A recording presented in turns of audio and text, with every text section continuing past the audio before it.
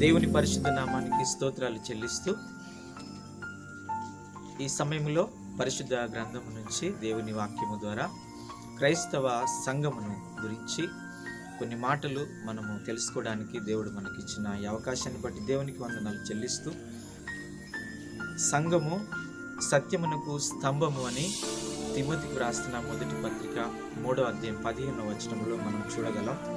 అదేవిధంగా సంఘము క్రీస్తు యొక్క శరీరము అని ఎఫెసీయులకు రాసిన పత్రిక 1వ అధ్యాయం 23వ వచనంలో చూడగలం. సంఘం పెళ్లి కుమార్తె అని యెషయా గ్రంథం 62వ అధ్యాయం 5వ వచనంలో మనం చూడగలం. సంఘం అనే మాటకు మూల భాషలో ఉన్నటువంటి అర్థం ఏమనగా ఎక్లేషియా అనగా పిలువబడిన వారు. యేసు క్రీస్తును వెంబడించినటువంటి వారు ఉన్నారు, అనుసరించినటువంటి వారు ఉన్నారు, ఆయన ఏర్పరచుకున్నటువంటి వారు ఉన్నారు. సంఘము యేసు క్రీస్తు ఆయన స్వరక్తం ఇచ్చి సంపాదించింది కావున ఆ సంఘములో ప్రజలు ఎలాగా ప్రవర్తించవలనో పరిశుద్ధ గ్రంథములో అపోస్తలుడైన పౌలు తన శిష్యుడైనటువంటి తిమోతికి చాలా చక్కగా తెలియచేస్తూ ఉన్నాడు. మరి ఈ సమయంలో కొన్ని మాటల ద్వారా సంఘము యొక్క ఆ శ్రేష్టమైనటువంటి విధానాన్ని, సంఘము యొక్క ఔన్నత్యాన్ని మనం ఈ సమయంలో జ్ఞాపకం చేసుకోవాలి. సంఘము క్రీస్తు శరీరమైనప్పుడు, సంఘము సత్యానికి స్తంభమైనప్పుడు, సంఘము వరుని కొరకు సిద్ధపడిన పరిశుద్ధ కన్యకగా సిద్ధపడినప్పుడు ఆ సంఘము మరి యేసు క్రీస్తు రాకడ కొరకు మరి ఎదురు చూస్తూ ఉంటుంది. ఆయన రాకడలో ఎత్తబడుతుంది. ఆ ఎత్తబడే సంఘములో మన సంఘాలు ఉండాలి, మనమును ఉండాలని ఈ సమయంలో జ్ఞాపకం చేసుకోవాలి. సంఘం ఈ లోకములో కొండ మీద కట్టబడిన పట్టణంలాగా అనేకుల జీవితాలను మార్చేదిగా, యేసు క్రీస్తు జనన మరణ పునరుద్ధానాన్ని ప్రకటించి మరి సంఘ సరిహద్దులను విస్తరించడానికి గాను వారు దేవుని యొక్క ప్రేమను పంచేదిగా సంఘం ఉన్నప్పుడు దేవుని యొక్క చిత్తము నెరవేర్చబడుతుందని ఈ సమయంలో మనం జ్ఞాపకం చేసుకోవాలి. సంఘము గురించి కొన్ని కవితా మాటలు ఈ సమయంలో మనం విని దీవించబడతాం. క్రైస్తవ సంఘం క్రీస్తు శరీరం, ఈ ధర వెలిసిన సజీవ స్తంభం, సమాజ సేవలో పాల్గొంటూ సమస్త జనులతో అమేకమవుతూ సిలువ నెత్తుకొని ప్రభుని హత్తుకొని చీకట్లను పారద్రోచి సుమధుర పరిమళ సువార్త బోధన సారం తెలుపుకొని సిలువ ప్రేమను వృద్ధిలో నిలుపుకొని మానవీయతను మహిలో చాటుచు కరుణ కటాక్షం కృపా కనికరం సకల సిరుల నిధి అయిన క్రీస్తుని సందేశాత్మక సాక్షి జీవితం కలిగిన రక్షణ శృంగం సంఘం జీవజలంబుల ఊటగా సాగుచు ఎగసిపడే ఒక నవ్యత రంగం.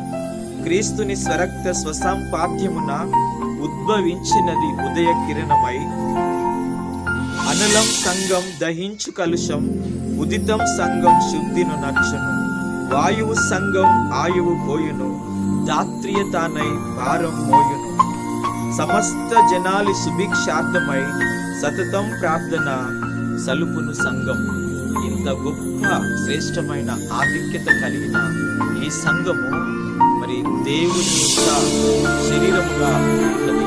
క్రీస్తు ఈ సంఘానికి శిరస్సుగా ఉన్నాడు కాబట్టి ఆ సత్య స్వరూపి అయిన క్రీస్తును కలిగి ఉండి క్రీస్తు యొక్క సందేశాలను లోకానికి ప్రకటిస్తూ ఆయన చేసిన పరిచర్యల ద్వారా దేవుని ప్రేమను వెల్లడి చేస్తూ మరి దేవుని చిత్తానుసారంగా ముందుకు సాగినదే నిజమైన క్రీస్తు సంఘం అని ఈ సమయంలో మనము జ్ఞాపకం చేసుకొని, సంఘము యొక్క శ్రేష్టత్వం ఏమనగా యేసు క్రీస్తు శిలువ మీద ఆయన కార్చిన రక్తము ద్వారా పవిత్రీకరించబడినది క్రైస్తవ సంఘం.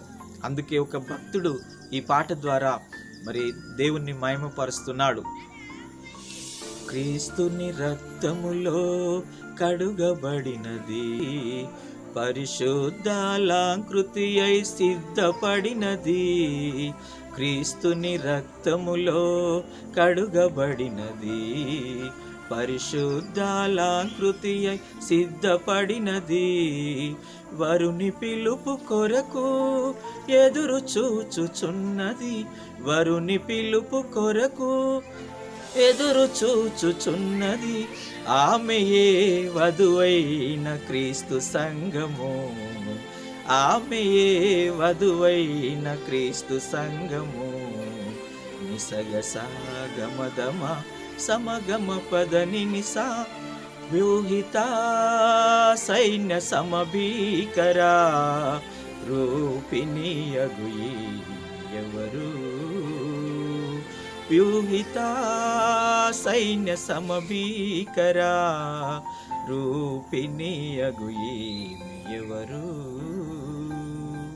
క్రీస్తుని రక్తములో కడగబడిన ఆ పరిశుద్ధ కన్యకలాగా మనము వెలుచున్న సంఘమును, ఆ సంఘములో వెలుచున్న మనలందరినీ కూడా దేవుడు పవిత్రీకరించి ఆయన రాజ్య విస్తరణలో వాడుకొని ఆయన రెండవ రాకడలో మనం ఎత్తబడిన సంఘములో ఉండుటకు ఆయన పరిశుద్ధాత్మ దేవుడు మనలను నడిపించునుగాక.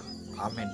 పరిశుద్ధుడా మీకు వందనాలు. ఈ వాక్యాలను అందరి హృదయాల్లో ముద్రించిన ఆయన ప్రభువా, మీరే మహిమ పొందుమని మమ్ములను ప్రభువా సత్యమునకు స్తంభముగా, మీ శరీరములో అవయవములుగా ప్రభువా పెళ్లి కుమార్తె వల్ల సిద్ధపడినటువంటి పరిశుద్ధమైన జీవితం మాకు దయచేయమని యేసయ్య నామములో ప్రార్థిస్తున్నాము తండ్రి.